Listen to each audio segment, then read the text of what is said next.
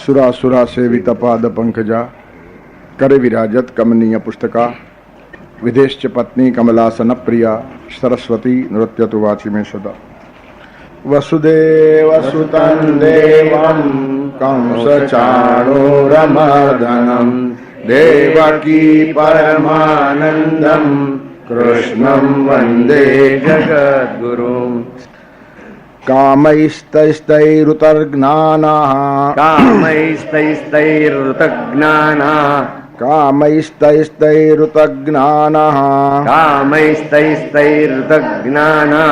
प्रपद्यन्तेऽन्यदेवताः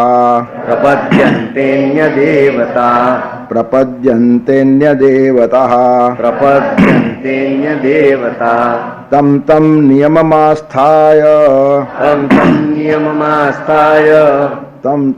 नियममास्थाय प्रकृत्या नियता स्वया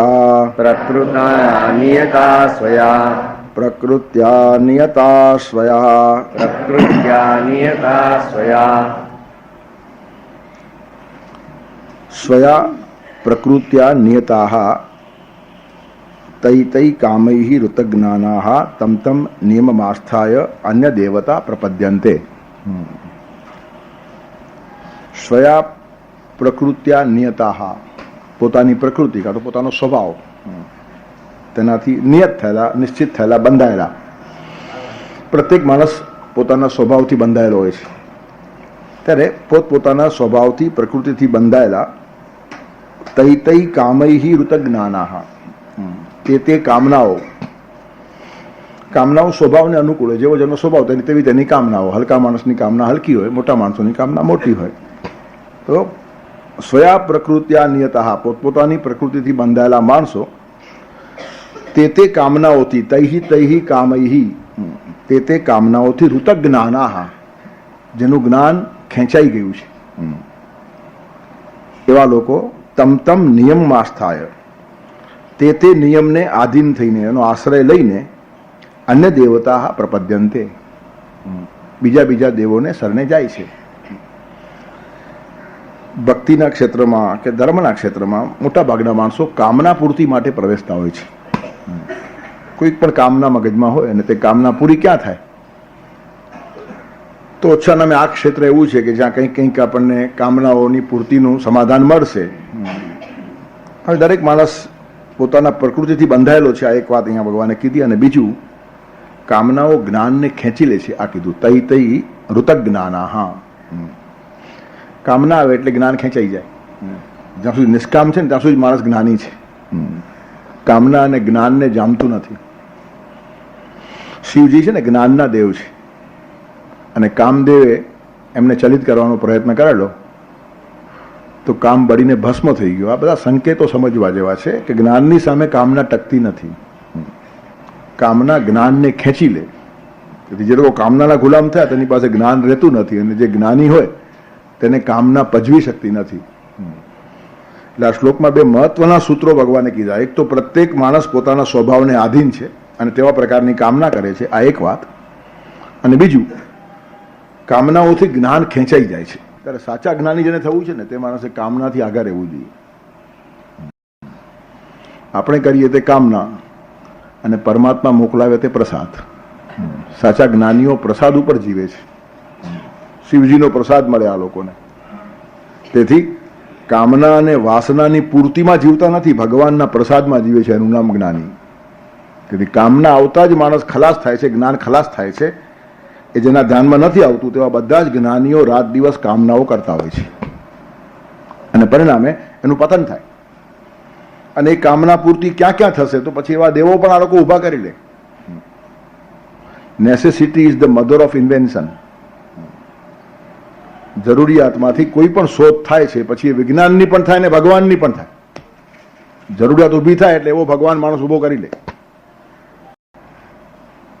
આપણને જીવનમાં સંતોષ જોઈએ છે, મળતો નથી તો માણસ એકાદ સંતોષી માતા ઊભા કરી લેશે અને એની પૂજા પણ શરૂ થઈ જાય અને લાખો માણસો એને પગે પણ લાગવા મને કશું ખોટું બી નથી. આ સ્વભાવની વાત છે. કોઈક ઠેકાણે માણસ કશુંક ઝંખે છે.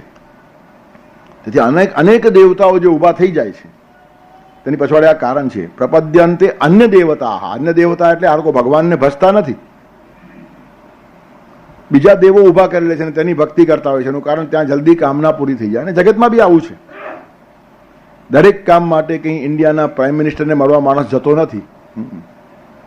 હવાલદારથી કામ પતતું હોય તો ફોજદાર પાસે ન જાય. તેથી નીચેના માણસોને માણસ શોધી લે તેવી રીતનું અન્ય દેવતા પ્રપદ્યંતે અને પોતાનું નાનકડું કામ પતાવી લે.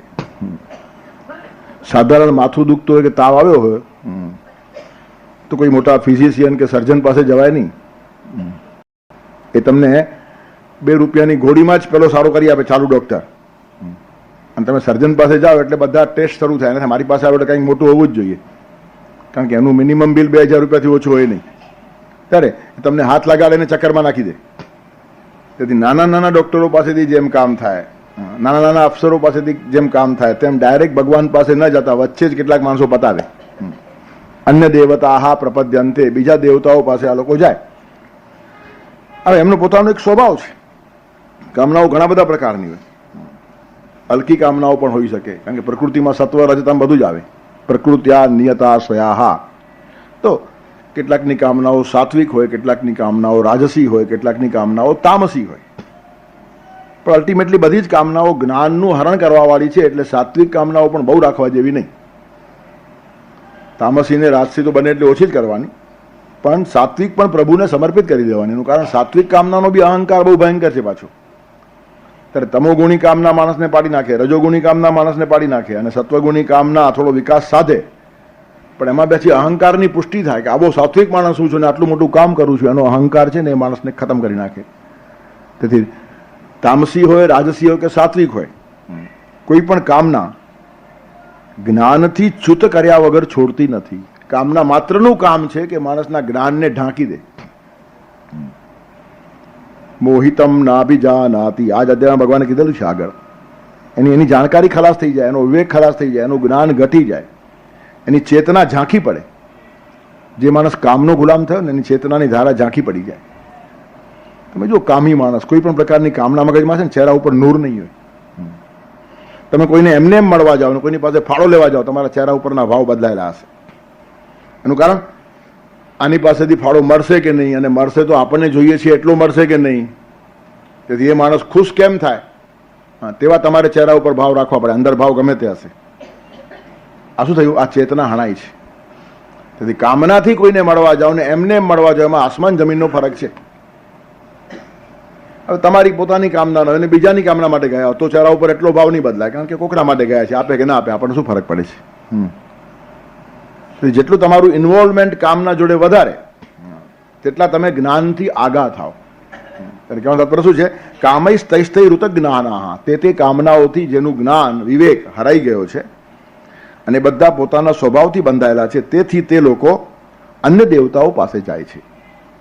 આખું મીમાંસા શાસ્ત્ર આપણું આના ઉપર ઉભેલું છે. બધો કર્મકાંડ આના ઉપર છે.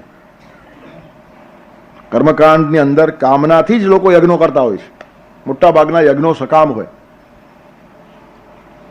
અને તેથી યજ્ઞ કોઈએ કર્યો તો બધાએ દર્શન કરવા દોડવાની જરૂર નથી. એની પોતાની કામના છે ને પોતાનું કામ કરે છે. પણ હવે કંઈ ખબર નહીં, એટલે ગાડડીઓ પ્રવાહ ચાલ્યો, લાઈન બંધ લગાડીને બધા દર્શન કરવા જાય. યજ્ઞો, મોટા ભાગના યજ્ઞો સકામ હોય છે. એનું કારણ મીમાંસા શાસ્ત્ર આખું યજ્ઞ શાસ્ત્ર છે. અને એમાં સ્પષ્ટ કહ્યું છે કે દૈવાધીનમ જગત સર્વમ મંત્રાધીનશ્ચ દેવતા, તે મંત્રા બ્રાહ્મણાધીના તસ્માત બ્રાહ્મણ દેવતા. યજ્ઞની અંદર બ્રાહ્મણ દેવ કહેવાય, ભૂદેવ. એનું કારણ આખું જગત દૈવને આધીન છે. દૈવ એટલે નસીબ, અને દૈવ એટલે અન્ય દેવતા. ભગવાન જે કહે છે ને, જાત જાતના દેવો આ જગતમાં કામ કરતા હોય છે. જેમ ગવર્મેન્ટ એક માણસનું નામ નથી, ઘણા બધા લોકો ભેગા થઈને ગવર્મેન્ટ થાય, તેવી રીતના ઘણા બધા અન્ય દેવતાઓ આ જગતમાં જુદું જુદું કામ કરતા હોય છે, અને ઘણા બધાના કામો અલગ અલગ ઠેકાણે પતતા હોય. તેથી દૈવાધીનમ જગત સર્વ, આખું જગત દૈવને કાં તો દેવને આધીન છે, અને દેવો મંત્રોને આધીન છે. મીમાંસા શાસ્ત્ર મંત્રાધિષ્ઠિત દેવો માને છે. દેવનું અસ્તિત્વ ક્યાં? મંત્રોમાં. તેથી આખું મંત્ર ઉપર ઉભેલું શાસ્ત્ર છે. મંત્રાધીનસ્થ દેવતા, અને તે મંત્રા બ્રાહ્મણાધીના, અને મંત્રો બ્રાહ્મણોને આધીન છે. રાત દિવસ એ લોકો મંત્રોનો જપ કરતા હોય, મંત્રનો પાઠ કરતા હોય. તેથી આપણી કામના પૂર્તિ માટે આ ભૂદેવ આપણને ઉપયોગી થાય છે, માટે આપણા માટે એ જ દેવ. તેથી આપણે એક દેવ થયો, ભૂદેવ. અન્ય દેવતા, હા, ઘણા બધા દેવતા જેમ હોય તેવી રીતના આ ભૂદેવ છે. તેથી પોતાના સ્વભાવથી બંધાયેલા નિશ્ચિત થયેલા કેટલાક માણસો કામનાથી જેનું જ્ઞાન હરાઈ ગયું છે તે નિયમોનું પાલન કરે. તમ નિયમ, જે દેવ પાસે જાઓ એનો નિયમ પાળવો પડે. સૂર્ય છે, ચંદ્ર છે, રાહુ છે, કેતુ છે, શનિ છે, મંગલ છે, આ બધા દેવો જ છે, જાત જાતના ગ્રહો છે બધા. અને એની પૂજાના કેટલાક નિયમો હોય. તમને આ બધા બ્રાહ્મણો દેખાડે એટલે એ બી દેવ છે. તમને શનિ નડે છે તો આમ કરો, તમને રાહુ નડે છે તો આમ કરો, તમે ફલાણા ગુરુના જપ કરો, આ કરો, તે કરો, આ બધું ચાલતું હોય. અન્ય દેવતા, હા. તેથી આકાશની અંદર ઘણા બધા જાત જાતના દેવો છે. ઇન્દ્ર પણ દેવ છે. ગોકુળમાં ઇન્દ્ર પૂજા ચાલતી હતી, પછી ભગવાને બંધ કરાવીને ગોવર્ધન પૂજા શરૂ કરાવી કે આવી રીતનો રાસ દિવસ તમે શું સત્તાની પછવાડે ફર્યા કરો છો, તમે પોતે ઊભા થાઓ. ગોવર્ધન, ગાયનું સંવર્ધન કરો, દૂધ ઘી દહીંની નદીઓ વહેશે, નકામા લાચાર થઈને કોઈની સામે જોયા નહીં કરો, તમારું સત્વ હણાઈ જશે. તેથી કામનાથી માણસ બધે દોડવા લાગ્યો તો એનું સત્વ ખલાસ થાય, એનું તેજ હણાઈ જાય, એની ચેતના ઝાંખી પડે, એનું જ્ઞાન વિવેક શૂન્ય બની જાય. તેથી ઘણા બધા નુકસાનો પણ છે આની અંદર, પણ તાત્કાલિક ફાયદાઓ થાય. ઘણા લોકોને તાત્કાલિક ઘણું મળી જાય, પણ હવે તાત્કાલિક મેળવવા જેવું કે લાંબા કાળનું હિત જોવા જેવું. તાત્કાલિક મળે અને પ્રેય કહેવાય, અને લાંબા ગાળે હિત થાય અને શ્રેય કહેવાય. શ્રેય અને પ્રેયની કઠોપનિષદમાં બહુ સરસ ચર્ચા છે. મોટાભાગના માણસો પ્રેય માર્ગે જાય. એનું કારણ એ લીસો માર્ગ હોય, સુવાળો માર્ગ હોય, મનગમતો માર્ગ હોય, એમાં તરત કામના પૂર્તિઓ દેખાય. અને શ્રેયનો માર્ગ બહુ કઠણ હોય, ચઢાણવાળો માર્ગ હોય. શિવત્વની આરાધના બહુ અઘરી છે. શિવ કૈલાસ ઉપર બિરાજમાન છે, ચડવું પડે, આટલા ઉપર જવું પડે. શિવ પાસે જવું સહેલું નથી. તેથી એ માર્ગ હંમેશા અઘરો હોય. એમાં કાંટા હોય, કંકર હોય, પથરા હોય, કીચડ હોય, અનંત વાતો હોય. પણ લક્ષ્ય પાસે એ લઈ જાય તમને ઠેઠ સુધી. અને પ્રેયનો માર્ગ બહુ લાંબો છે અને એમાં અટવાઈ જવાની સંભાવનાઓ ઘણી છે. તેથી ડાયા માણસો હંમેશા હિત તરફ આગળ વધે અને પરમાત્મા જલ્દી મળે, અને બાકીના માણસો પરમાત્માને મળ્યા વગર જેમ નાના નાના અફસરોથી ખુશ થઈને ત્યાં જ ફર્યા કરતો હોય ગામમાં, તેવી રીતના બીજા દેવો પાસે થોડીક કામનાઓ પૂરી કરીને અહીંયા ફર્યા કરતો હોય. તેથી વિકાસનો માર્ગ લાંબો થઈ જાય. બહુ નામ જન્મ નામ અંતે જ્ઞાનવાન મામ પ્રપદ્યતે. બહુ જન્મો કેમ જાય તેનું બી આ એક કારણ છે કે આપણને નાની નાની વાતોમાં સંતોષ થઈ જાય છે. ત્યારે કૈલાસ એટલે ખાલી હિમાલયમાં છે એમ ના સમજો, આપણામાં કૈલાસ છે. અને તે બહુ ઊંચી હાઈટ છે, ત્યાંથી નીચા માણસે નહીં આવવાનું. જે માણસ કામનાનો ગુલામ થયો તે આટલી ઊંચાઈ ઉપર જઈ શકતો નથી. તેથી એ માણસ નીચે ઉતરી જાય જીવનની અંદર જ. તેથી કૈલાસ બહાર શોધવા ન જાઓ, અંદર બી એક કૈલાસ છે ને ત્યાં શિવજી બિરાજમાન છે. શિવજી એટલે જ્ઞાન. ત્યારે મારા જ્ઞાનની ધારાને નીચે ઉતારે એવી કોઈ પણ કામના સંતોષવાની મને જરૂર લાગતી નથી, એમ જે માણસ કે તે શિવજી પાસે પહોંચી ગયો. તેથી કૈલાસ પર્વત તો છે જ, પણ એ તો એક ટોકન છે, સંકેત છે. ત્યાં જઈને કોઈને શિવજી મળ્યો આવો દાખલો નથી. પણ આ બધા સંકેત હોય, આપણે સંકેત પકડતા નથી અને ખાલી જાંટા મારતા હોઈએ. જેમાં ફૂલ છે ભગવાનને ચડાવીએ છીએ, એની પૂજા નથી. સર્વ આ તો ટોકન છે. ભગવાન ઉપર ભગવાનનું ખીલવેલું ફૂલ ચડાવવું આ ટોકન છે. એ સ્મૃતિ ચિહ્ન છે, આપણને યાદ અપાવે છે કે બીજા બી કેટલાક ફૂલો ચડાવવા જેવા છે. વાણીના પુષ્પોથી ભગવાનની પૂજા કરવી છે. મમત્વે તાંબાણીમ ગુણકથન પુણ્ય ન ભવતા પુનામિત્યર્થેસ્મિન પુરમથન બુદ્ધિર વ્યવસિતા. પુષ્પદંત કહે છે ભગવાન તમારું વર્ણન આ વાણીથી કરવું શક્ય નથી. તમે તો કેટલા મહાન છો, છતાં હું કોશિશ શા માટે કરું છું? તમારું વર્ણન કરી શકીશ એવો વિશ્વાસ છે એટલા માટે નહીં. વર્ણન કરવાથી મારી વાણી પવિત્ર થાય છે એટલા માટે. અને મારી વાણી પાવન કરવાનો મને અધિકાર છે, તમારું વર્ણન થાય કે ના થાય. મમત્વેતામ વાણીમ મમત્વેતામ વાણી પૂર્વતન ભવિતા પુનામિત્યર્થેસ્મિન. પુનામી, મારી વાણીને હું પાવન કરું છું. તેથી વાણીના પુષ્પો ભગવાન ઉપર ચડાવવાના છે. એક હૃદયના ભાવ પુષ્પો ભગવાન ઉપર ચડાવવા છે.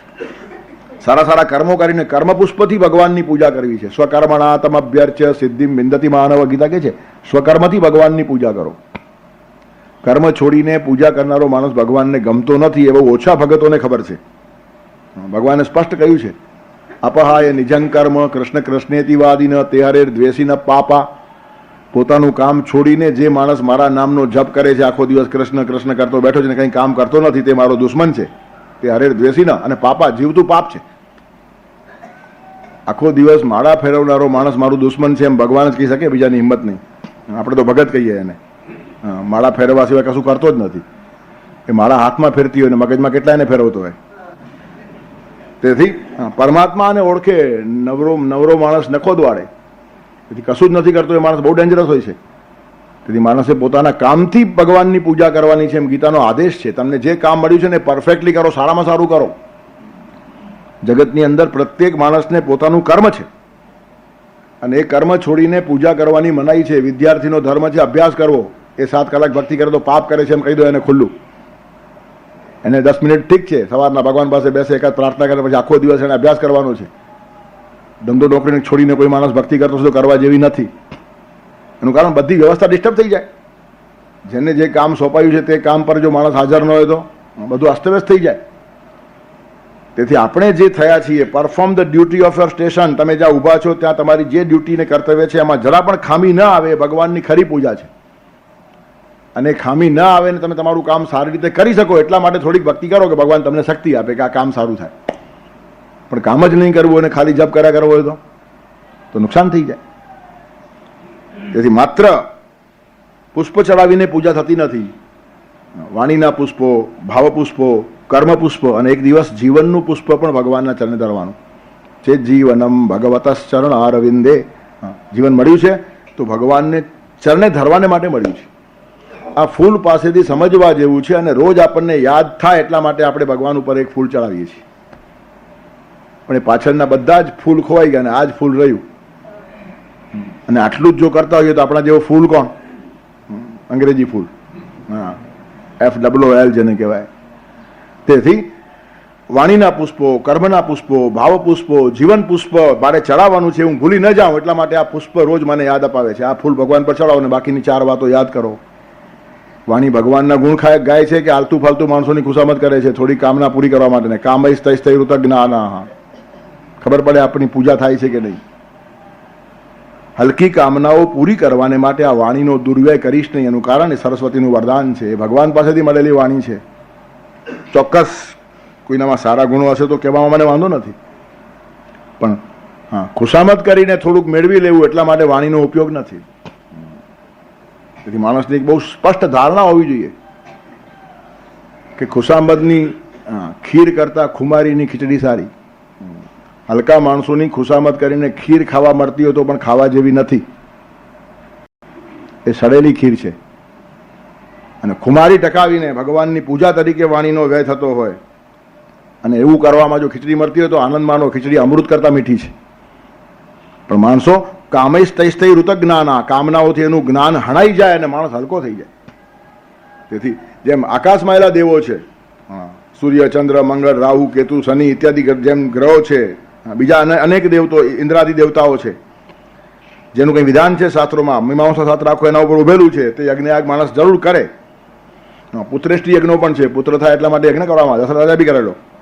દશરથને પુત્રો નહીં હતા પછી પુત્રેષ્ટિ યજ્ઞ કર્યો. તેથી કામના પૂર્તિને માટે માણસ જાત જાતના યજ્ઞો કરે, પણ એ કરતી વખતે માણસને થોડાક નીચે આવવું જ પડે છે. એનું કારણ એમાં જ્ઞાન હણાઈ જાય છે, ચેતના થોડી ઝાંખી પડે છે. તમને કંઈ જોઈએ એકવાર નક્કી થયું ને કે તમે થોડા નીચે ઉતર્યા. તેથી ચાહ ગઈ ચિંતા મિટી મનવા બે પરવા, जिसको કછું ન ચાહીએ વો સાબ કો સા. તે જ કોનું ટકે જેને કંઈ જોઈતું નથી. એનું કારણ જોઈએ એટલે કોઈકની પાસે મેળવવાનું છે, અને જો કોઈની પાસે મેળવવાનું છે તો એની પાસે લાચારી કરવી જ પડે. કારણ કે તમે એના વગર પોતાની જાતને અધૂરા સમજો છો. જોઈએનો અર્થ શું? આ ન મળે તો હું અધૂરો છું. અને જ્ઞાન તમને અધૂરા રહેવા જ નહીં દે. જ્ઞાન કે જે પૂર્ણમદ પૂર્ણમિદમ પૂર્ણાત પૂર્ણમુદચ્યતે પૂર્ણસ્ય પૂર્ણમાદાય પૂર્ણમેવા વશિષ્યતે. હું અધૂરો અને અપૂર્ણ છું જ નહીં. કદાચ નાનો હોઈશ પણ અધૂરો નહીં. બાળક જન્મે ત્યારે નાનું હોય પણ અધૂરું ન હોય.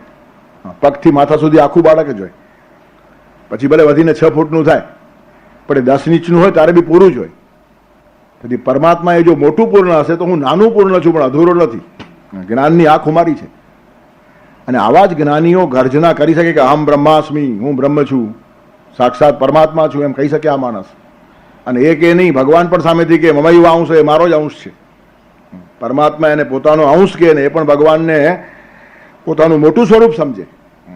હું નાનું સ્વરૂપ છું, ભગવાન તું મોટો સ્વરૂપ છે. તું સિંધુ હશે તો હું બિંદુ છું, પણ આપણા સ્વાદમાં ફરક નહીં. સમંદરનું એક ટીપું ચાખો, સ્વાદ સમંદરનો જ છે. તેથી ક્વોન્ટિટીમાં ફરક હોય, ક્વોલિટીમાં નહીં. ભગવાનના અને જીવના ક્વોલિટીમાં ફરક નહીં હોવો જોઈએ. સર્વશક્તિમાન પરમાત્મા છે, અલ્પશક્તિમાન જીવ છે, કબૂલ. સર્વજ્ઞાની ભગવાન છે, અલ્પજ્ઞાની જીવ છે, કબૂલ. પણ એ જ્ઞાનની જે ધારા છે એની મીઠાશ તો એવી ને એવી હોય. તેથી પૂર્ણમદ પૂર્ણમિદમ પૂર્ણાત પૂર્ણમુદચ્યતે એમ જે જ્ઞાનની ધારા છે એ નીચી આવે જો તમે અધુરાસ અનુભવો અને કશી કામના કરો. અધુરાસમાંથી જ કામના જન્મે છે. મને કંઈક ઓછું છે તો મને કંઈ જોઈએ ને, પણ કશું ઓછું છે જ નહીં તો પછી જીવન વ્યવહાર કેવી રીતનું ચાલે? કામ તો માણસે કામ તો કરવાનું, ક્યાં ના પાડે છે? કામ કરવાની ના જ નથી. અને એટલે મેં શરૂઆતમાં કીધું કે કેટલાક કામના પૂર્તિ માટે જીવતા હોય ને કેટલાક ભગવાનના પ્રસાદ ઉપર જીવતા હોય. હું મારું કર્મ કરીશ પછી ભગવાન જે પ્રસાદ આપશે તે એનું જીવન પ્રાસાદિક થાય. પ્રસાદ એટલે પ્રસન્નતા. પ્રસાદ એટલે ખાલી મંદિરમાં મળે છે તે સિંગદાણા નહીં, એ બી ટોકન છે. ભગવાન પાસેથી કંઈક મળ્યું એટલે આ પ્રસાદ થયો, આ બહારનો પ્રસાદ થયો અને અંદરની પ્રસન્નતા પણ મળવી જોઈએ. જ્ઞાનનું કામ છે આંતરિક પ્રસન્નતા પ્રગટાવવાનું. તેથી આ બહારનો પ્રસાદ ટોકન છે પણ આપણને એમાં સંતોષ છે. એમાં સંતોષ છે નહીં, કોને ખબર? ઘણા માણસો એક હાથ પાડે પછી બીજો હાથ આમ કરે. એમાં સંતોષ નથી, પણ આ ટોકન છે. ત્યારે એ ટોકનમાંથી ધ્યાન રાખવાનું કે આ બહારનો પ્રસાદ ભગવાન પાસેથી મળ્યો છે તેવી જ અંદર મને પ્રસન્નતા ભગવાન પાસેથી મળવી જોઈએ તો દર્શન સાર્થક છે. મંદિરમાં દર્શન કરા ગયા પછી પ્રસાદી મળવી જોઈએ એટલે પ્રસન્નતા મળવી જોઈએ. પછી સિંગદાણા ન મળે તોય ચાલે, મળે તો વાંધો નહીં, આપતો તો મારે વાંધો નથી કોઈ જાતનો, પણ ન મળે તો કંઈ બગડતું નથી. ખરો પ્રસાદ આ છે.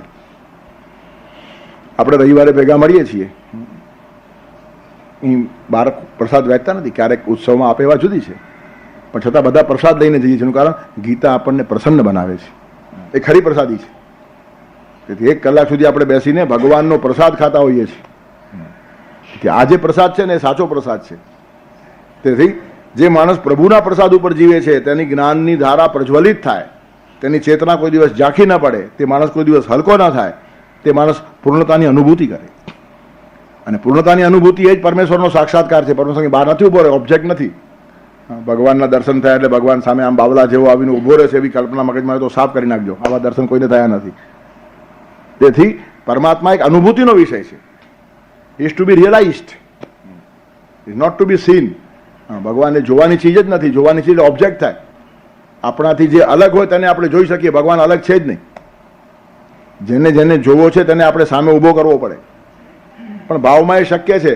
જ્ઞાની માણસ પણ અતિશય ભાવ વિભોર થાય ત્યારે આવી ભાષા બોલે. શંકરાચાર્ય બી કહે છે શરણ્યો લોકેશો મમ ભવતુ કૃષ્ણોક્ષી વિષય. હે કૃષ્ણ તું મારો અક્ષી વિષય થાય એટલે મારી સામે આવીને ઊભો રહે. હવે શંકરાચાર્યનું તત્વજ્ઞાન જેને વાંચ્યું હોય ને તે માણસ આ લાઈન સાંભળીને ધ્રુજી જાય કે આ શું બોલે છે આ માણસ. અહમ બ્રહ્માસ્મિ, બ્રહ્મ સત્ય જગન મિથ્યા. ખાલી બ્રહ્મ જ સત્ય છે અને જગત મિથ્યા છે. જેને જેને આકાર છે બધું જગત. તો ભગવાનને પણ જો આકાર આવ્યો તો એ બી જગત થઈ જાય એટલે મિથ્યા થઈ જાય. એટલે વેદાંત ભગવાનને મિથ્યા કે છે એ ઘણા વેદાંતિઓને ખબર નથી. સાચું વેદાંત ભગવાનને માનતું નથી. અમે તો વેદાંતી છીએ, ભગવાનની પૂજા કરીએ. વેદાંતિઓ તો ભગવાનની પૂજા થાય જ નહીં. દ્વૈત આવ્યા સિવાય પૂજા જ ન થાય. તેથી શંકરાચાર્ય જેવા અદ્વૈતવાદીએ પણ દ્વૈતમાં ઉતરવું પડ્યું છે અને તો જ પૂજા શક્ય બને.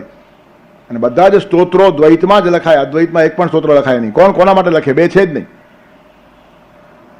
લખનાર અને જેના માટે લખાય છે બંને એક થઈ લખે કોણ? દ્વૈત આ અત્યંતિક જરૂરી છે. એટલે શંકરાચાર્યને પણ કહેવું પડ્યું કે જ્ઞાન સર્વશ્રેષ્ઠ છે. ઋતે જ્ઞાનાત ન મુક્તિ, જ્ઞાન વગર મુક્તિ નથી. પણ છતાં એ પંથનો પ્રયાણ કરશો ને ત્યારે તમારી પાસે જે સાધન સામગ્રી હશે એમાં ભક્તિ સૌથી શ્રેષ્ઠ છે.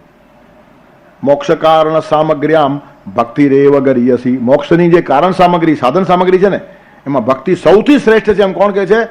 પ્રખર અદ્વૈતવાદી શંકરાચાર્ય. શંકરાચાર્ય ઉપર કેવળ જ્ઞાની છે એવો આરોપ કરીએ છીએ પણ આપણે શંકરાચાર્ય પૂરા વાંચ્યા નથી. કોઈ માણસ કેવળ જ્ઞાની હોઈ જ શકતો નથી. જ્ઞાની ભક્ત એ શ્રેષ્ઠ અવસ્થા છે. ખાલી જ્ઞાનીઓ સૂકા અને લુખા થઈ જાય અને ખાલી ભક્તો હોય તો એકદમ વેવલા થઈ જાય, ઢીલા પોચા થઈ જાય. શરીરમાં હાડકા પણ જોઈએ અને લોહી માંસ પણ જોઈએ. ખાલી ભક્તિ હોય તો લોહી માંસ છે, લોંદો વળી જાય. અને ખાલી હાડકા હોય તો હાડપિંજર જેવો દેખાય, જરા વિનાશ ન હોય. ત્યારે શરીરમાં હાડકા પણ જોઈએ. હાડકા એ જ્ઞાન છે, સ્થિર રાખે છે. અને લોહી માંસ છે ને એ ભક્તિ છે, તમને ભીના રાખે છે. શરીરની અંદર પણ બધું મિશ્રણ ભગવાને રાખ્યું છે. તેવી જીવનની અંદર પણ આ બધું મિશ્રણ જોઈએ. તેથી ભક્તિથી મને પ્રસાદ મળે છે. દ્વૈતની અવસ્થામાં માણસે જવું જ પડે. મહાપ્રભુજી તો દ્વૈતની વાત જ સીધી કરે છે. રામાનુજ વિશિષ્ટાદ્વૈત કહે છે. નિમ્બાર્ક, માધવાચાર્ય બધા લોકોએ ચર્ચાઓ કરી છે, પણ તમે સરવાળે જુઓ ને તો જ્ઞાન અને ભક્તિનો સમન્વય બધાને કરવો જ પડ્યો છે. તેથી કામનાઓનો ગુલામ જો માણસ થયો તો નીચો આવ્યો. એટલે કામના પૂર્તિને માટે જીવું છું કે પ્રભુ પ્રસાદને માટે જીવું છું, અને કામનાઓ જ્યાંથી પૂરી થાય તેવા તેવા દેવો માણસ નિર્માણ કરી લે. કોઈ માણસ પાસેથી જો કામના પૂરી થતી હોય તો એ માણસને પણ દેવ ઠરાવવામાં માણસોને વાંધો નથી ને એવા કેટલા દેવ ઠરી ગયા. Necessity is the mother of invention. આપણને જરૂરિયાત છે જ્યાંથી પૂરી થાય તે વસ્તુને આપણે સ્થાપિત કરીએ. આજથી 100 વર્ષ પહેલા કોઈને સંતોષી માતા ખબર હતા? અને આજે ઘરે ઘરમાં છે કે નહીં? એનું કારણ માણસની એક ભાવના છે. તેથી ભગવાન એ માણસનું ક્રિએશન છે. જેટલી મૂર્તિઓ બધી મંદિરમાં બનાવી છે એ માણસનું ક્રિએશન છે, અને ખોટું પણ નથી. એનું કારણ મનને અવલંબન જોઈએ, મનને ભાવપુષ્ટિ જોઈએ. એના વિરુદ્ધમાં હું નથી બોલતો, પણ એનું સાયન્સ સમજી લેવું જોઈએ કે જરૂરિયાતમાંથી આ બધું આવેલું છે. લક્ષ્મી દેવી, મને વૈભવ જોઈએ છે. પછી કેટલા કે ખાલી લક્ષ્મી સારી નહીં, ભગવાન પાસેથી આવી છે. લક્ષ્મીનારાયણ ઊભા થયા કે ભગવાનને ભેગા રાખો. તેથી લક્ષ્મીનારાયણના મંદિરો આવ્યા. સારા માણસો છે આ બધા, વિચાર કરનારા માણસો જેવા તેવા નહીં હતા. ખાલી સંપત્તિ આવશે ને સંસ્કાર નહીં આવે, સદભાવના નહીં આવે, સુવિચાર નહીં આવે, વિવેક નહીં આવે તો સત્યાનાશ થશે, જીવનની હોડી થશે. તેથી ભગવાનની સાથે જ લક્ષ્મી આવવી જોઈએ. તેથી લક્ષ્મીનારાયણ સ્વરૂપ આખું ઊભું કર્યું છે. આવી રીતના લક્ષ્મીનારાયણ આકાશમાંથી ઉતરીને દર્શન આપવા કોઈને આવ્યા નથી. પણ ઋષિઓ ચિંતક હતા, પ્રાજ્ઞ પુરુષ હતા, મેધાવી હતા, અને એ લોકો માનવ જીવનના વિકાસમાં રસ ધરાવનારા હતા. તેથી આવા સરસ સંદર્ભો અને આકારો માણસ સામે મૂકવાના કે જેથી એનો વિવેક ધીરે ધીરે પ્રગટતો જાય. ખાલી લક્ષ્મી કરતા લક્ષ્મી જોડે નારાયણ હોય અને આવી રીતની લક્ષ્મી આવે તો સંસ્કાર બી આવે ને સંસ્કૃતિ બી ટકે ને ધર્મ બી ટકે, અને એનાથી માણસ સુખી જાય. ખાલી લક્ષ્મી આવશે તો બહારનો પ્રસાદ મળશે ને ભેગા ભગવાન આવશે અંદરની પ્રસન્નતા પણ મળશે. તેથી લક્ષ્મીને માં ઠરાવી નાખી. એનું કારણ એ ભોગનો વિષય નથી, એની જરૂરિયાત છે માટે ત્યાગનો વિષય પણ નથી. માં ભોગ્ય પણ ન હોય ને માં ત્યાજ્ય પણ ન હોય, માં પૂજ્ય હોય. માં પાસે ભોગ ન લેવાય, માં પાસે પ્રસાદ લેવાય. તેથી લક્ષ્મી પાસે પ્રસાદ લેવાનો, અને પ્રસાદમાં કોઈ દિવસ ખેંચાખેંચ હોય? જેટલો મળ્યો એટલો લેવાય અને પાછો વેચીને ખવાય, એનું નામ પ્રસાદ. સિંગદાણાના 4 દાણા મળ્યા હોય તો પણ બીજા 3 માણસો મળે તો એક બધાને આપો છો કે નહીં? પણ એવું જીવનમાં આપણે કરતા નથી. સિંગદાણા પૂરતું જ કરીએ. બાકી બધા ઠેકાણે આ નિયમ હોય તો બધી સમસ્યાઓનો હલ આવી જાય. અબજો રૂપિયાના ઢગલા ઉપર એક માણસ બેઠો હોય ને બીજો માણસ બિચારો ઝૂંપડપટ્ટીમાં રહેતો હશે, શરમ લાગવી જોઈએ. અને કઈ અબજો રૂપિયા ભેગા લઈ જવાનો છે તો આનંદ દે ને. 200, 500, 1000, 2000, 5000 માણસો તારા લીધે હસતા રમતા ખીલતા છે, જોવાનો કેટલો આનંદ છે. પણ અક્કલ હોય તો ને. તેથી નાગની જેમ ઢગલા ઉપર બેસીને મરી જાય, સોયના અગ્રભાગ ઉપર રહેશે એટલી જમીન પણ આપીશ નહીં. આ દુર્યોધનની ભાષા બોલનારી ઓલાદો પાકી છે બધી. અબજો રૂપિયા પડ્યા પણ હરામ કોઈ ઠેકાણે ખર્ચવાનું મન થતું હોય તો. તેથી દુર્યોધન એક નથી, એની પરંપરા ચાલુ છે અને દિવસે દિવસે વધતી જાય છે. દુર્યોધનોની ઓલાદ જોઈએ એટલી તમને મળશે. એક ગામ કોરું નહીં હશે, અને સંતોષ છે જ નહીં. અબજો રૂપિયા મળ્યા પછી પણ હજી દોડધામ ચાલુ જ છે. શું કરવાનું શું છે? એટલે સંતોષ નહીં, સમાધાન નહીં, પ્રસાદ નહીં, વેચવાની વૃત્તિ નહીં, તદ્દન એકલપેટો માણસ. અને આનંદી તો એ માણસ હોતો જ નથી પાછો. આટલું કરીને પણ આનંદ થાય તો વાત બરાબર છે, એ તો પીડાતો હોય છે. એર કન્ડિશન રૂમમાં આટા મારતો હોય, ઊંઘ નથી આવતી. એટલે કહેવાનું તાત્પર્ય શું છે? We don't know how to live. ખાવાના આનંદ કરતા ખવડાવવાનો આનંદ વધારે છે. જૂના કાળના શ્રીમંતો આ બધું સમજતા હતા. 4 પૈસા થાય કે પોતાના ગામમાં એકાદી સ્કૂલ બનાવી જ નાખે. 4 પૈસા થાય એકાદ ભક્તિનું સ્થાનક બનાવી જ નાખે, એકાદ સદાવ્રત ખોલી નાખે, એકાદ સરસ પરબ ખોલી નાખે. લોકો પાણી પીએ, સંતોષ થાય, લોકો જમે, કોઈને ભૂખ્યો ન રહેવા દો. તો બધી ક્રાંતિ, બળવા બધું પોતાની માટે ઘટી જાય. પ્રેમથી આપો તો કંઈ ના થાય, ને ના આપો તો ખેંચીને લે. એનું નામ મારામારી, ખૂનામારી, ગુંડાગીરી છે ને. આ બધી આની છે.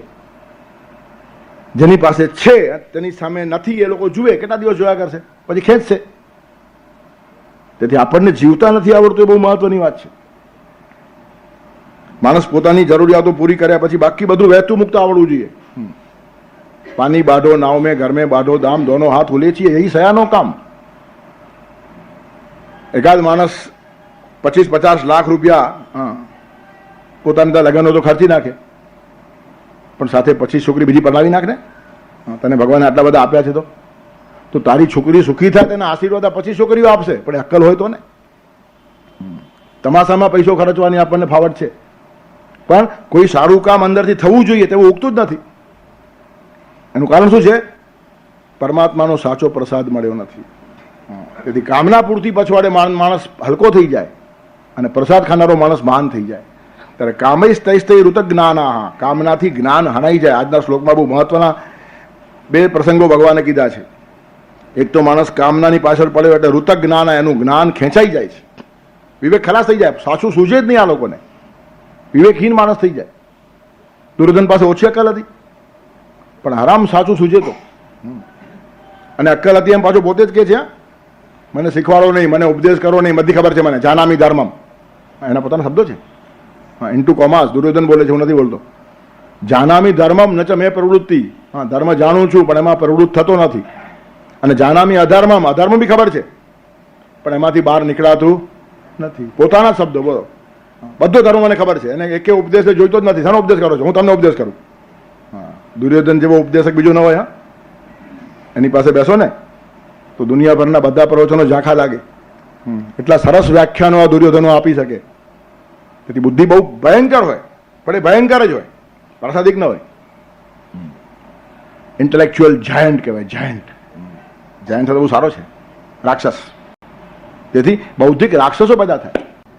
પ્રાસાદિક બુદ્ધિ જુદી અને રાક્ષસી બુદ્ધિ જુદી.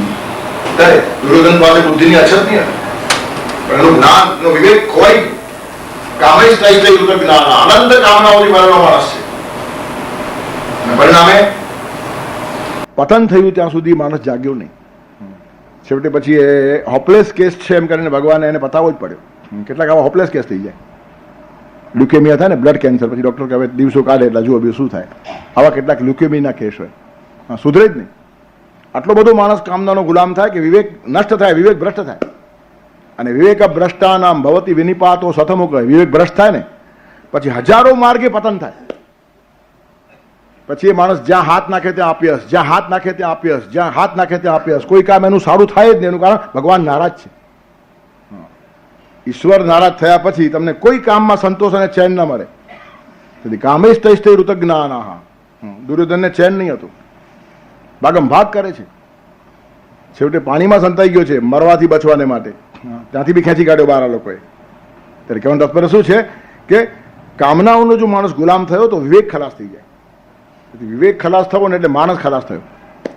વિવેક એટલે જ માણસ. જાયતો વિષયાન પુંસ સંગસ્તે શુભ જાયતે, સંગાત સંજાયતે કામ, કામાત ક્રોધો ભી જાયતે, ક્રોધાત ભવતી સમોહ, સમોહાત સ્મૃતિ વિભ્રમ, સ્મૃતિ ભ્રંશાત બુદ્ધિનાશો અને બુદ્ધિનાશાત પ્રણશ્યતિ. એ જ વાત ભગવાન લિંગ બંધ કે છે. બુદ્ધિ ખલાસ એટલે માણસ ખલાસ. માણસનું નામ જ છે વિચાર, માણસનું નામ જ છે જ્ઞાન, માણસનું નામ જ છે બુદ્ધિ, માણસનું નામ જ છે વિવેક. સમજદારીનું છે બીજું નામ માણસ. સમજહીન માનવ ને માનવ દિશે છે. સમજદારી સેતુ સંબંધો કિનારા, સમજદારીથી સ્નેહ તો પાંગરે છે. સમજદારી, જ્ઞાન, વિવેક, આ બધી વાતો માણસ માટે બહુ જ મહત્વની છે. અને એટલે જ કહેવાય છે પગથી ચાલે એને પશુ કહેવાય, અને માથાથી ચાલે એને માણસ કહેવાય. જે વિવેકથી ચાલે, સમજીને ચાલે. પગથી ચાલે એને પશુ કહેવાય, એનું ટોળું હોય, અને માથાથી ચાલે એને સમાજ કહેવાય, એ માણસ કહેવાય, એનો સમાજ હોય. ત્યારે આપણે માથું ચલાવવાનું છે, માણસ થવાનું છે અને સમાજ બનાવવાનો છે. પગ ચલાવીને પશુ થઈને ટોળા બનાવવાના નથી. તેથી વિવેક નિર્માણ થાય, પણ અહીંયા વિવેક ખલાસ થાય. શા માટે? કામનાઓનો ગુલામ થયો. તેથી શનિ મંગળના જપ કર્યા જ કરતા કેટલા માણસો આખું. એટલા બધા વહેમી પૂછો જ નહીં. બહુ વહેમી થાય માણસ, એમાં મન બી નબળું પડી જાય. આમ નુકસાન થશે, તેમ નુકસાન થશે, આમ નુકસાન થશે. કોઈ આપણું નુકસાન કરતું નથી, આપણા કર્મો નુકસાન કરે. તમે જેની પાસે જાઓ એ તમને પોતાનો રસ્તો બતાવે. વૈદ્યા વદંતી કફપિત્તમ રુદ્વિકારાન જ્યોતિર્વિદો ગ્રહ ગતિમ પરિવર્તયંતી ભૂતાભિસંગ ઇતિ ભૂતવિદો વદંતી પ્રારબ્ધ કર્મ બલવાન મુનયો વદંતી. તમે કોની પાસે જાઓ છો? વૈદ્ય પાસે ગયા એટલે કંઈક શારીરિક ખામી છે એમ કીધા વગર રહે જ નહીં, ભલે કંઈ ન હોય. તમે સાજા સારા હો ને ડોક્ટર પાસે જઈને કહો કે મને કંઈક થાય છે, દવા આપ્યા વગર રહે જ નહીં. તમને કંઈ થતું નથી એમ ડોક્ટર કહી શકે નહીં, એનો ધંધો છે. તેથી વૈદ્ય પાસે ગયા તો વૈદ્યા વદંતી કફપિત્ત મરુદ વિકારાન, વાત પિત્ત કફ, એમાં કંઈ તમારું બેલેન્સ ચૂક્યું છે એટલે થાય છે, વાંધો નહીં હું આપું છું પડી કિલો. અને વૈદ્ય પાસે જાઓ તો દવા મળે, એનું કારણ રોગ છે એમ કે છે. વૈદ્યા વદંતી કફ પિત્ત મરુદ વિકારાન અને જ્યોતિર્વિદો ગ્રહ ગતિમ પરિવર્તયંતી. જ્યોતિષી પાસે જાઓ, ના ના ના કફ વાત પિત્ત કઈ નથી, તમને નડે છે હું કહું હા શું નડે છે તે, પછી બીજું કંઈ ભલે નડતું પડે તમને એવો નડી જાય હા કે તમે જિંદગી પર એને છોડી શકતા નથી. તેથી આ જ્યોતિષીઓ પછવાડે આટા મારનારા માણસો ઓછા છે. એક ભાઈ ગયા જ્યોતિષી પાસે, હાથ બાદ દેખાડ્યો કે શનિ નડે છે, શું કરવું પડે કે જપ કરવા પડે. કેટલા તો ઘણા બધા. શું ખર્ચો આવશે તો 5,000 રૂપિયા થાય. તો કેટલા તો નથી, કઈ નહીં તમારું કામ અઢીમાં કરીએ, ચાલો આપણે ઘર જેવા સંબંધ છે તો કે 2,500 બી નથી, ચાલો 1,100 તો કે 1,100 બી નથી, 500 તો કે એ બી નથી, 200 તો કે એ પણ નથી, તો કે 51 રૂપિયા તો કે તે પણ નથી, તો કે 11 રૂપિયા તો કે એ પણ નથી, 5.25 રૂપિયા તો કે એ પણ નથી. તો કે જા મોજ કર, તને શનિ શું નડવાનું હતું? હા હા તું તો શનિ નડે એવો છે. હા જેના ખિસ્સામાં જ 5 રૂપિયાનો એને શનિ શું નડે? હા શનિ પણ ગભરાય કે અમારી પાસે માગશે. તારે હવે તું મોજ કર, તને શનિ બની કંઈ નડે નહીં. એનો અર્થ શનિ નડતો જ નહોતો, આ નડવા માગતો હતો પણ એને દાદ નહીં આપી. તેથી વૈદ્યા વદંતી કફ પિત્ત મરુદ વિકારાન જ્યોતિર્વિદો ગ્રહ ગતિમ પરિવર્તયંતી. જ્યોતિષ પાસે જાઓ એટલે ગ્રહ ગતિઓ બતાવે જાત જાતની. અને ભૂતાભિસંગ ઇતિ ભૂતવિદો વદંતી. કોઈ ભૂવા પાસે જાઓ કે રોગ બોગ કંઈ નથી, ગ્રહ બ કંઈ નથી.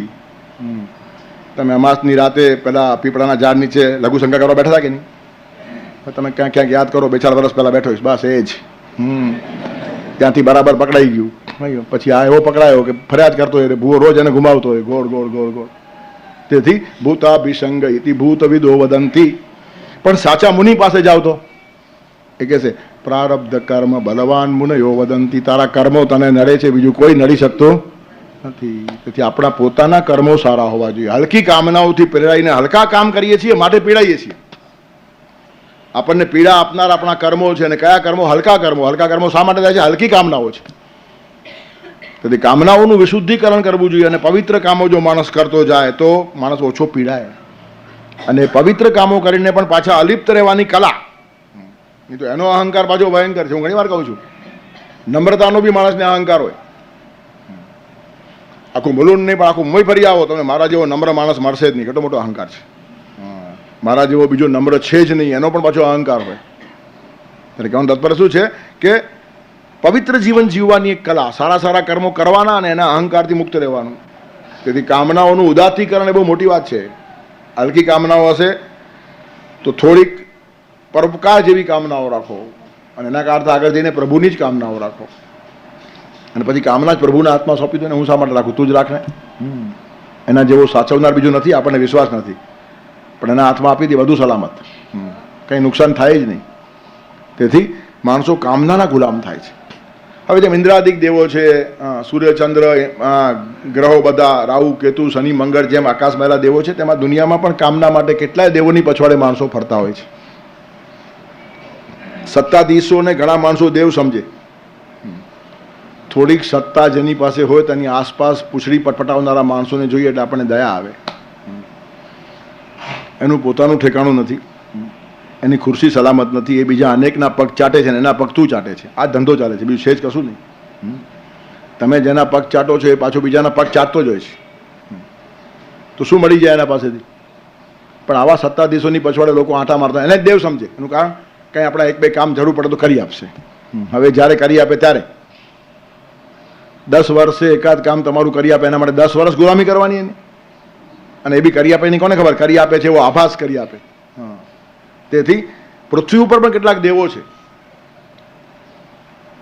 જૂના કાળના બધા વિદ્વાનો રાજાની આસપાસ ફરતા. કાલિદાસ જેવો માણસ જુદો છે, ખુબારી વાળો, બાકી બધા માણસો ગુલામી કરતા હતા. ભર્તૃહરી બહુ સરસ વાત લખે છે કે એક વિદ્વાન માણસે કીધું કે રાજાના દરબારમાં મારી કિંમત નથી. એનું કારણ શું? રાજાના દરબારમાં જેને જેને કિંમત હોય છે તેમાંનો હું નથી. અને કોને કોને કિંમત હોય છે તેનું લિસ્ટ આપ્યું છે એણે, અને એમાં હું નથી. ન નટા ન વિટા ન ગાયકા ન પરદ્રોહ નિબદ્ધ બુદ્ધયા નૃપસદમની નામ કેવયમ સ્તનભારા નમિતા ન યોષિતા. આમાંનું હું નથી, કારણ કે આટલા લોકોને કિંમત છે. ન નટા, હું નટ નથી. જેને નાટક ચેટક કરતા આવડે એને રાજ દરબારમાં મહત્વ મળે. નાટકી માણસો, દાંભિક માણસો, મોસ્ટ હિપોક્રેટ. તો હું તો નટ તો છું નહીં. વિટ એટલે વિદૂષક, જે રમૂજ કરતો હોય, વિદૂષક પોતે વેવલા વેળા કરતો હોય, આવા લોકો ફરતા હોય સત્તાધીશોની આજુબાજુ, જેને આજની ભાષામાં ચમચા કહેવાય, બહુ ગામઠી ભાષામાં. ભરતૃરી જરા શબ્દ અઘરો વાપરે છે. તેથી નટ એટલે નાચનારો ને વીટ એટલે ચમચાગીરી કરનારો. તો ન નટા, ન વીટા, ન ગાયકા. અમે બહુ સારા ગાયક પણ નથી. ગાયકો આખો દિવસ રાજાનું સ્તુતિ ગાન કરતા બેઠા હોય ને પછી રાજા એકાદ ટુકડો ફેંકે દે, ખાતા ને ફરતા હોય ને જીવન પૂરું કરી નાખે. ત્યારે ન નટા, ન વીટા, ન ગાયકા, ન પરદ્રોહ નિબદ્ધ બુદ્ધયા. બીજાનો દ્રોહ કરવા માટે અમારી બુદ્ધિ કામ જ કરતી નથી. રાજાને આવા જ માણસો જોઈએ. તું મોટો ને બીજો કેવો ખરાબ એમ કહેનારા માણસો એની પાસે ભેગા થાય. સત્તાધીશોને આ સાંભળવાનું આખો દિવસ હોય. જે હલકો સત્તાધીશ છે ને તેને પોતાની ખુશામત ગમે અને બીજાની નિંદા ગમે. તમે જે તમે, ભલે બધે દુનિયામાં ઘણા લોકો હશે પણ તમારા જેવો તો એકે નહીં એમ કહો એટલે ઓહો, એને ઓળકાર આવે સંતોષનો. તેથી પરદ્રોહ, એના વખાણ નહીં, પાછા બીજાના દ્રોહ. તમે મહાન છો એમ કહો તો એને સંતોષ ન થાય. તમારા સિવાય બાકી બધા હલકા છે એમ કહો ત્યારે ઠંડક થાય એને. હવે આવું કોણ હલકો માણસ કહી શકે? બહુરત્ના વસુંધરા, અનંત લોકો જગતમાં પડ્યા છે ત્યારે તું મોટો છે કબૂલ છે, પણ બીજા બધા હલકા છે એમ કેમ કહેવાય?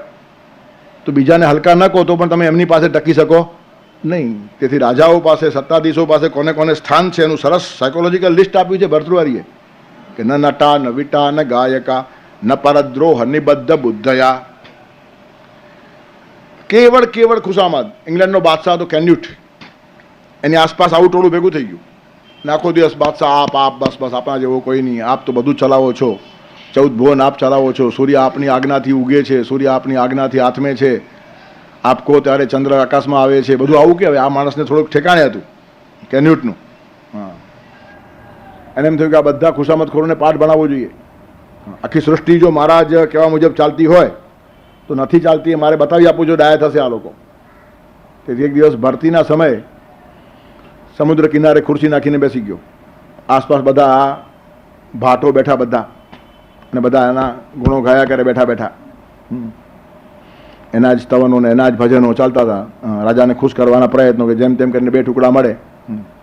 પેટ ભરું પગારદારોની કમી હોતી નથી પ્રશંસા કરવાને માટે. પણ રાજા બેઠો, ધીરે ધીરે ભરતી થઈ, પાણી આગળ આવવા લાગ્યું. ખુરશી પાસે પાણી આવ્યું ત્યારે બધા કહેવા લાગ્યા, રાજા સાહેબ આપણે એમ કરી ખુરશી જરા ત્યાં લઈ રહીએ ને, અહીંયા પાણી આવે છે, ના પાડી દો પાણીને. ના આવે. એમ કેમ ના આવે? તમે તો કહ્યું ને કે આખી સૃષ્ટિ મારા ઈચ્છા મુજબ ચાલે છે, તો દરિયાને ના પાડી દો. હમણાં ભરતી બંધ કરે, હમણાં ઓજ ચાલુ કરી નાખે, પછી ભરતી આવે, હમણાં કલાક મારે અહીંયા બેસવું છે, તો એ તો કેમ થાય? તો શું કપા મારો છો? પછી બધાના મોઢા કાળા પડી ગયા. તે દિવસે બધા ડાયા થઈ ગયા. પણ આવા સમજુ માણસો કોક જ હોય, બાકી તો ખુશ થાય, મારા લીધે આખી દુનિયા ચાલે છે, કોલર ટાઈટ કરીને ફરતા હોય. બધા દયનીય લોકો છે. ત્યારે કહેવાનું તાત્પર્ય શું છે? નટ, વીટ, ગાયક, નિંદકો, આવા બધા લોકો સત્તાધીશોની આસપાસ ભેગા થઈ જાય. સત્તાધીશ જેવો દયા ખાવા જેવો માણસ કોઈ નહીં. એનું કારણ મોટા ભાગે બધા હલકા માણસો ભેગા થાય અને તેમાંથી પોતાની જાતને બચાવવાની.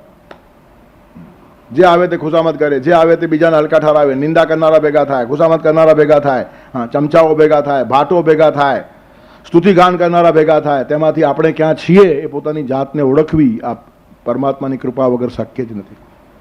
ત્યારે ન નટા, ન વિટા, ન ગાયકા, ન પરદ્રોહ નિબદ્ધ બુદ્ધયા, નૃપસદ્મની નામ કેવયમ. રાજાની સામે અમારું શું સ્થાન છે? અમારું કેવયમ, અમે કોણ છીએ? કઈ નહીં. સ્તનભારા નમિતા ન યોષિતા.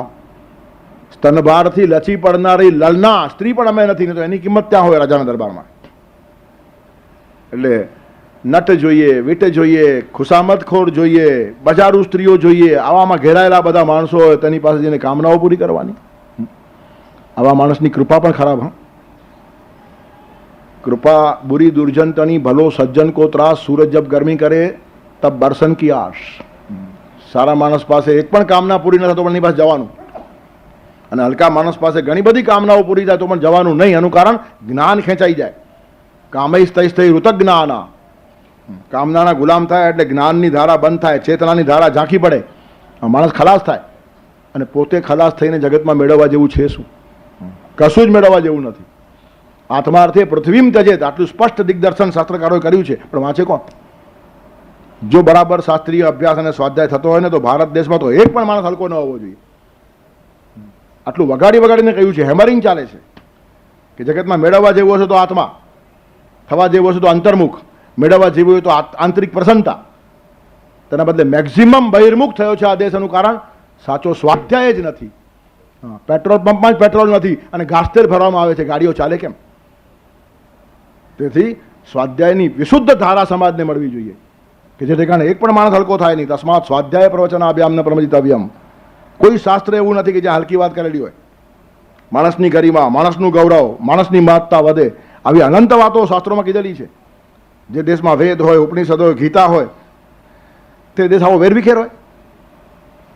આખી દુનિયા જેની પાસેથી ગાઈડન્સ લઈ શકે આટલી ક્ષમતા અહીંયા ભરેલી પડી છે, પણ આંતરવૈભવ ખોઈને બહારની નાનકડી કામનાઓ પછવાડે લટ્ટુ થઈને પૂંછડી હલાવનારા નેતાઓ બધા ક્ષેત્રોમાં મળ્યા છે, રાજકીય, ધાર્મિક કે સામાજિક. નેતૃત્વ જ ખરાબ થયું છે. સાચો નેતા મળે તો હચમચાવી નાખે આખા રાષ્ટ્રને. Give me 100 Nachiketas and I shall change the world, એમ જે કીધું ને વિવેકાનંદે, એકદમ અક્ષરશઃ સાચી વાત છે. 100 સાચા માણસો આ દેશ પાસે હોય ને તો શિખર બદલાઈ જાય આખા દુનિયાની, ખાલી ભારતની નહીં. તેથી કેટલા કંગાલ છીએ આપણે, સમૃદ્ધિ ગમે એટલી હશે તો પણ. તેથી માત્ર આર્થિક રીતે કંગાલ નથી, બીજી બધી અનંત કંગાલીઓ આવી છે. એનું કારણ અંદરનો પ્રસાદ અને પૂર્ણતા માણસ ખોઈ બેઠો છે. એક માણસ અધુરાસ, અપૂર્ણતા ફીલ કરે છે. તેથી કામૈસ્તૈસ્તૈ ઋતજ્ઞાનાઃ. સત્તાધીશો પાસે માણસ ફરતા હોય એને દેવ સમજતા હોય, તેમ કેટલાક માણસો શ્રીમંતોને દેવ સમજતા હોય. પૈસાવાળા પછવાડે પણ આવા આટના મારનાર લોકો હોય છે. વયોવૃદ્ધા, તપોવૃદ્ધા, યોગવૃદ્ધા તથા પરે તે સર્વે ધનવૃદ્ધા નામ દારિદ્ર્યસ્તંતિ કિંકરા. વયોવૃદ્ધ માણસ હોય, તપોવૃદ્ધ માણસ હોય, જ્ઞાનવૃદ્ધ માણસ હોય, યોગવૃદ્ધ માણસ હોય, પણ બધા ધનવૃદ્ધના બારણે કિંકર, સેવક થઈને, દાસ થઈને ફરતા હોય છે. આપણા શાસ્ત્રો કહે છે કે આદરેણ યથા સ્તૌતિ ધનવંતમ ધનેચ્છયા તથા ચેત વિશ્વકર્તારમ કોને મુચ્યેત વંદનાથ. ધન મેળવવાની ઈચ્છાથી કોઈ ધનિક માણસની જેટલા આદરથી માણસ સ્તુતિ કરે છે એટલી સ્તુતિ જો ભગવાનની કરે તો બેડો પાર થઈ જાય. શ્રીમંતોના બંગલે આટા માટી મારીને શેઠ તમે તો તમે છો ને એટલે અમારો આશ્રમ ચાલે છે, નહીં તો અમારું શું થાય? અરે ભગવાનનો હોય તો આ શેઠનું શું થાય એ બી ખબર ના પડે. તો એને જ પકડ ને. પણ બધા સાધુ સંન્યાસીઓ, સંતો તમે જુઓ, મોટા ભાગે શ્રીમંતોની આસપાસ આટા મારતા હશે ને આ શ્રીમંત દુખાઈ ન જાય એની બરાબર કાળજી રહે. એનું કારણ એના ઉપર હું નભું છું, એ ધારણા એને ગ્રહિત કરી છે. તેથી જ્ઞાનની ધારા ખોઈ ચૂકેલો માણસ છે, વિવેકહીન થયેલો માણસ છે. કોઈ શેઠના લીધે મારો આશ્રમ ચાલતો નથી, મારો આશ્રમ ભગવાન ચલાવે છે, નહીં ચાલે તો બંધ થશે, એમાં છે શું? પણ હું જો ગુલામ થઈશ તો લોકોને સ્વતંત્ર બનાવીશ કેવી રીતના? જ્ઞાની માણસ જો ગુલામ થઈ જાય તો. તેથી પેટ ભરનારા પામર પંડિતો કોઈ દિવસ રાષ્ટ્ર કે સમાજ નિર્માણ કરી શકતા નથી. કામૈસ્તૈસ્તૈ ઋતજ્ઞાના પ્રપદ્યંતે અન્ય દેવતા. પછી અન્ય દેવો પાસે ફરે. આ શ્રીમંતો, સત્તાધીશો, આ બધા પૃથ્વી ઉપરના દેવો છે અને ત્યાંની એની આજુબાજુ ફરે છે. એનું કારણ કામનાઓ એમને પીડે છે ને તે પૂરી કરવી છે અને અહીંયા પૂરી થશે એવું આ લોકો માને છે.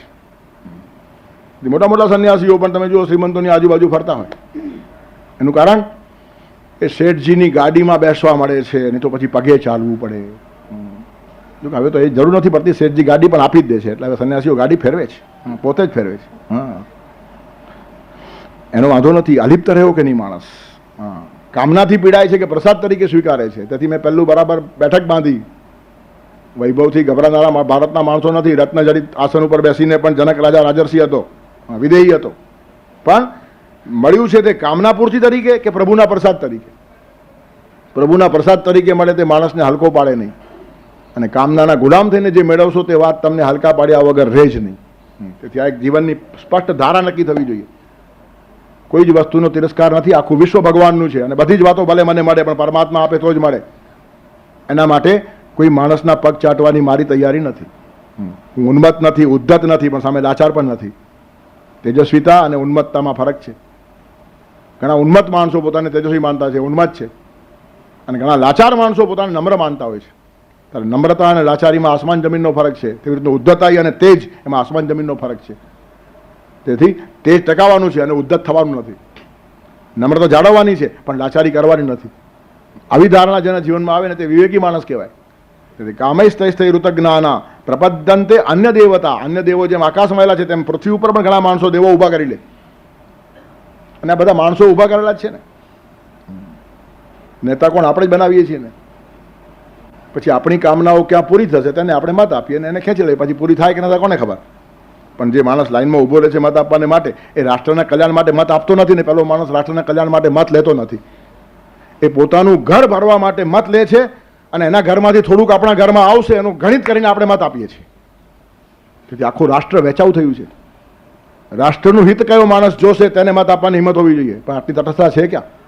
Nobody is neutral. ઊભો રહેલો માણસ ઘર ભરવા માટે ઊભો રહ્યો છે અને એના ઘરમાંથી થોડુંક આપણા ઘરમાં આવે તેની ગણતરી કરીને આપણે મતો આપ્યા કરતા હોઈએ છીએ. તેથી democracy in its actual working rarely permits a country to be govern by established men. સારા માણસો આવે જ નહીં સત્તા ઉપર. બધા જ સ્વાર્થી ભેગા થાય, સારો માણસ આવે ક્યાંથી? ત્યારે કહેવાનું તાત્પર્ય શું છે કે કામનાથી હણાઈ ગયેલું છે જ્ઞાન જેનું, તે માણસ અનેક દેવતા ઊભા કરી લે. એનું કારણ કામના પૂર્તિ માટે આ બધા દેવો જરૂરી છે એમ લાગે છે એને. Necessity is the mother of invention. ત્યારે કેટલાક સત્તાધીશોની પાછળ ફરે, કેટલાક શ્રીમંતોની પાછળ ફરે, કેટલાક જનતાની પાછળ ફરે. જનતા જનાર્દન એક નવો દેવ ઊભો કરે. અમે આ મંદિરમાં એલા ભગવાનને માનતા નથી, અમે તો જનતાને જનાર્દન સમજીએ છીએ. કાંઈ જનાર્દન સમજતો નથી. જનતા પાસેથી પણ કંઈક મેળવી લેવાનું છે એનું કારણ એના ખભે જ ઊભા રહેવાય છે તો ઊભા રહેવાતું નથી, એ ખબર છે. જનતા જનાર્દન બોલનારો માણસ પણ કંઈ જનતા પાછળ નવાજી નથી પડતો. પણ આ જનતા મારી ભેગી હશે તો જ મારું કંઈ વળે એમ છે. સંખ્યા એ પણ એક તાકાત છે ને. સત્તા એક તાકાત છે, સંપત્તિ એક તાકાત છે, તેમ સંખ્યા પણ એક તાકાત છે. તેથી લોકસંખ્યા મારી પાછળ હોવી જોઈએ. બહુમતી ચાલે, બહુમતી હોય તો આપણને કંઈક મળે. તેથી આ બહુમતીને જાળવવાના ચાલતા રહેલા પ્રયત્નો છે. તેથી રાત દિવસ લોકોની ખુશામત કરીને લોકોના ટેકે ટકનારો માણસ, એનાથી રાષ્ટ્ર નિર્માણ થાય કેવી રીતનું? તેથી જનતા જનાર્દન આ બી એક નવો ઊભો થયેલો દેવ છે. જનતા જનાર્દન છે એમ ગાંધીજી બોલે એ વાત જુદી અને એકાદ આલતુ ફાલતુ નેતા બોલે એમાં આસમાન જમીનનો ફરક છે. ગાંધીજીને ખરેખર પ્રત્યેક માણસમાં એક એક જન્મમાં હરિ દેખાતો એટલે હરિજનની સેવા એમણે કરી. પણ આપણે માત્ર ભાષણે કરીએ છીએ, અંદર નક્કી હોય છે જનતા પાસે શું મેળવવાનું છે તે. તેથી સંખ્યાબળ વધારતા જવાનું, એના કારણે એનાથી આપણી કામનાઓ પૂરી થાય છે. ત્યારે સત્તાધીશો પાસે કામનાથી જાય, શ્રીમંતો પાસે કામનાથી જાય અને જનતા પાસે જાય તો પણ કામના પૂર્તિને માટે જ જાય. અને કામના પૂર્તિ માટે જવાવાળા માણસનું જ્ઞાન ખેંચાઈ જાય. બહુ મોટો સિદ્ધાંત, બહુ સ્પષ્ટ ભગવાન કહે છે. કામૈ તૈસ્તૈ ઋત જ્ઞાના. એનું જ્ઞાન ઋત એટલે ખેંચાઈ જાય. અને જ્ઞાન ખેંચાય એટલે માણસ ઝાંખો પડે, ચેતના ઝાંખી પડે. પરમાત્માને અંદર ત્રાસ થાય. અંદર બેઠેલો પરમાત્મા છે ને, માણસ ઝાંખો પડે એટલે પરમાત્માને પીડા થાય. પરમાત્માનું તેજ આપણામાંથી પ્રગટ થઈ શકતું નથી. ભગવાનને ચમકવું છે પણ આપણે મોકો આપતા જ નથી. તેથી અગ્નિને આપણે દાબી દઈએ છીએ. રાખ ઉડાડે એનું નામ સ્વાધ્યાય અને અંદરનો ભગવાન પ્રગટે. તેથી સાચો સ્વાધ્યાય થાય ને તો એક એકમાંથી ભગવાન પ્રગટે. જેના ચહેરે પ્રભુની ઝલક છે. હા, સાચો સ્વાધ્યાય જો થાય તો ચમક આવે ચહેરા ઉપર. એનું કારણ અંદરનો પરમાત્મા ખીલે. અને કામનાનો ગુલામ થાવ તો અંદરનો પરમાત્મા પીડાય અને માણસ ઝાંખો પડી જાય. તેથી જો જેટલા કામનાના ગુલામ હશે ને ચહેરા પર તેજ ન જ હોય, ગમે એટલી બલાસ મારતો ને ગમે એટલા જોરદાર ભાષણો કરતો હશે પણ ચહેરો ઝાંખો હશે, એનું કારણ અંદરથી જ માણસ ખલાસ થાય છે. ઉદય છે ને, ઉદય લાકડાને અંદરથી કોતરી નાખે. બહાર બધું ફર્નિચર સારું લાગે પણ પડે ત્યારે ફટ દઈને 1 મિનિટમાં પડે. તેથી ઉદય ખાધેલા મકાન જેવું જીવન થઈ જાય જો માણસ કામનાનો ગુલામ થાય તો. અને પરમાત્માનો પ્રસાદ મેળવે ને તો શીશમનું મજબૂત લાકડું છે, ગમે એટલા ફટકા મારો હોય પડે નહીં. એટલે આપણું જીવન કેવું હોવું જોઈએ તેની સુંદર ધારણા અહીંયા છે. ત્યારે આપણા પોતાના સ્વભાવને અનુકૂળ જાત જાતની કામનાઓ કરીએ છીએ. તેની પૂર્તિને માટે અનંત દેવોની પૂજા કરીએ છીએ. તેના માટે તમ નિયમ, એના નિયમો પાડીએ છીએ. પછી દરેક દેવના કંઈ નિયમ હોય. કોઈ કે સિંગદાણા ખાઓ, કોઈ કે દાળિયા ખાઓ, કોઈ કે સાકર ખાઓ, કોઈ કે પતાસા ખાઓ, કોઈ કે નાળિયેર મંદિરમાં વધારો, બધા નિયમ છે જાત જાતના, અનંત નિયમો છે. જેવો દેવ તેવી પૂજા. તેથી જાત જાતના નિયમો આપણે પાડીએ છીએ એ દેવને ખુશ કરવાને માટે અને તાત્કાલિક કામનાઓની સંતૃપ્તિને માટે.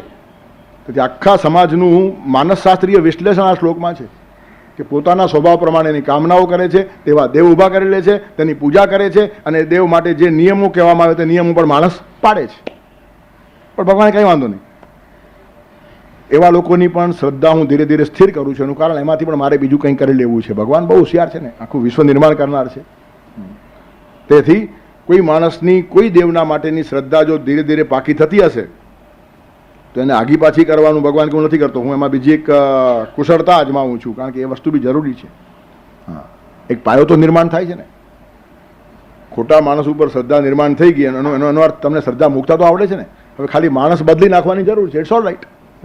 ત્યારે શ્રદ્ધા નિર્માણ થવાનો ગુણ છે એ જાળવવાનો અને ખોટા ઠેકાણેથી ઉપાડીને સાચા ઠેકાણે મૂકી દેવાની. આવી રીતની કુશળતા ભગવાન પાસે છે અને તેનું વર્ણન નીચેના શ્લોકમાં ભગવાન કરે છે. એનું પારાયણ કરી રાખશું આવતા રવિવારને માટે. યો યો યામ યામ તનુમ ભક્તઃ શ્રદ્ધયાર્ચિતુમિચ્છતિ તસ્ય તસ્યાચલામ શ્રદ્ધામ તામેવ વિદદામ્યહમ. વસુદેવસુતં દેવં કંસચાણૂરમર્દનમ દેવકી પરમાનંદમ કૃષ્ણં વંદે જગદ્ગુરુમ. ગુરુર્બ્રહ્મા ગુરુર્વિષ્ણુ ગુરુર્દેવો મહેશ્વરઃ ગુરુ સાક્ષાત પરબ્રહ્મ તસ્મૈ શ્રી ગુરવે નમઃ.